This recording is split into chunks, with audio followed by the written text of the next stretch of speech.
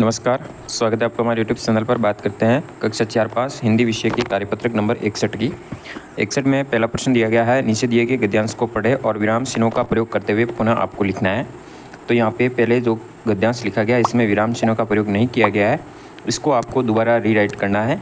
तो जैसे भूरा राम और करीम स्कूल जा रहे थे, तो यहाँ पर खड़ी पाई आएगी। फिर आपको करीम का पैर कीचड़ से भरे गड्ढे में पड़ा, यहाँ पे आपको वापस यूज़ करना है। तथा करीम गिर पड़ा, फिर आपको यहाँ पे विराम देना है। बुरा राम बोला, फिर यहाँ पे अल्पविराम लगाएंगे। अरे, तो यहाँ पे आपको विस्मयादि बोधक लगाना है। क्या हुआ, फिर प्रश्नवाचक का प्रयोग करेंगे। फिर आगे आपको दिख रहा है करीम करारते हुए उठा, फिर यहाँ पे पूर्ण विराम लगाना है।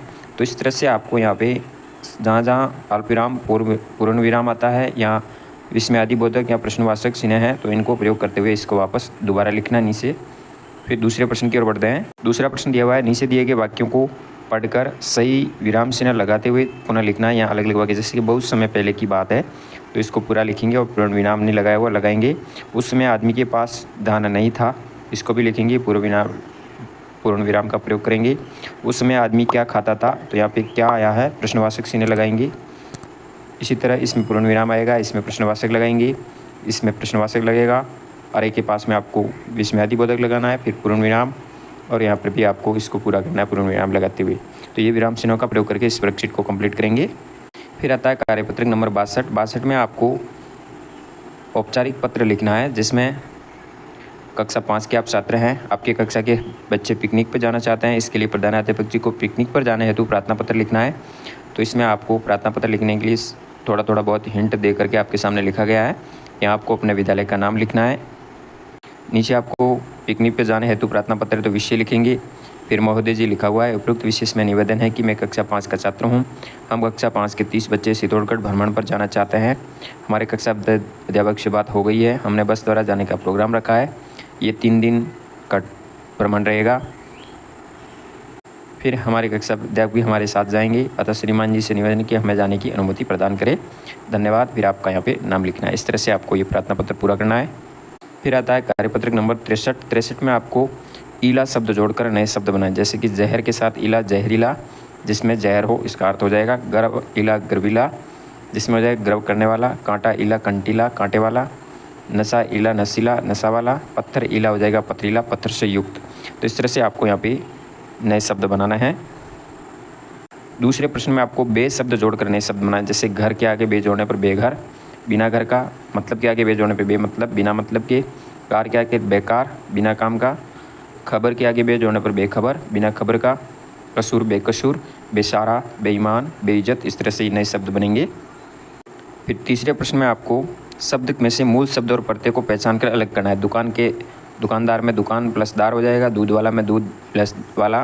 सुंदरता में सुंदर प्लस ता। गाड़ीवान में गाड़ी प्लस तावान। इस तरह से अलग हो जाएंगे।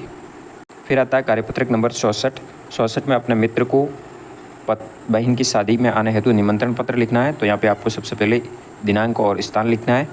फिर यहाँ पे अपने मित्र या सहेली जिसका नाम है वो लिखना है। फिर यहाँ पे मैं कुशलतापूर्वक हूँ, आप सभी भी कुशल होंगे। मुझे तुम्हें बताकर अत्यंत खुशी हो रही है कि मेरी बहन की शादी इस दिनांक को निश्चित हो गई है। फिर आपको इसके बारे में लिखना है, बारात कहाँ जाएगी, तो इसके बारे में इस तरह से जो आपको इसके बारे में लिखना है यहाँ पे लिखेंगे सारा। लिखने के बाद नीचे की तरफ जाएंगे, वहाँ पे आपको कितनी तारीख को आएंगे सभी, पुनः निवेदन भी करना है। 3-4 दिन पहले ही आ जाना, आपका इंतज़ार करेंगे। इस तरह से आपको सभी जानकारी इस पत्र में लिखनी है। फिर आपको अपना यहाँ पे नाम लिखना है। इस तरह से लिखने के बाद इसको पूर्ण करेंगे। फिर आता है कार्यपत्रक नंबर 65 में आपको चित्र दिया गया है, इसके बारे में लिखना है। चित्र के अंदर आप देख रहे होंगे कि घने पेड़ की छाया में सोवन मीठी बांसुरी बजा रहा है। ठंडी शीतल शांत नदी में रोवन अपनी नाव चला रहा है। ऊंचे घने पेड़ की डाली पर पक्षी अपनी मधुर गीत सुनाए। पूर्व दिशा में प्रातःकाल सूरज अपनी किरण फैलाए। और पंक्तियाँ आप लिखेंगे, पक्के बने मकानों में मम्मी सबको खाना खिलाए, पेड़ों की डाली तेज हवा से धीरे धीरे लहराए। इस तरह से कविता लिख के इस कार्यपत्र को पूरा करना है। इसके बाद आता है आंकड़ा नंबर 11 में पहला प्रश्न है, मुझे अपने पिताजी को पत्र लिखना है, मैं संबोधन में क्या लिखूंगा, तो आदरणीय लिखेंगे। दुकान में दार लगता है तो दुकानदार शब्द बनता है। धन में वान लगने से धनवान हो जाएगा। किस शब्द में बे उपसर्ग नहीं है, बे उपसर्ग तीनों में आया है तो सभी में है। तुम्हारा नाम क्या है, वाक्य में विराम चिन्ह होगा। तुम्हारा नाम क्या है, यानी ये प्रश्न पूछा गया है, प्रश्नवाचक चिन्ह का प्रयोग करेंगे।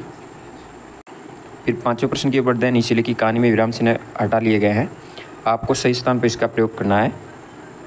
तो पहला विराम चिन्ह आएगा, एक खरगोश था, यहाँ पे पूर्ण विराम का प्रयोग करेंगे। फिर वह पेड़ के नीचे सो रहा था, पूर्ण विराम यहाँ लगाएंगे। अचानक जोर की आवाज़ हुई, धम, अल्प विराम का प्रयोग करके फिर पूर्ण विराम। वह बोला अरे, तो यहाँ पे आपको संयोजक लगाना है जो कि दोनों को जोड़ने वाला।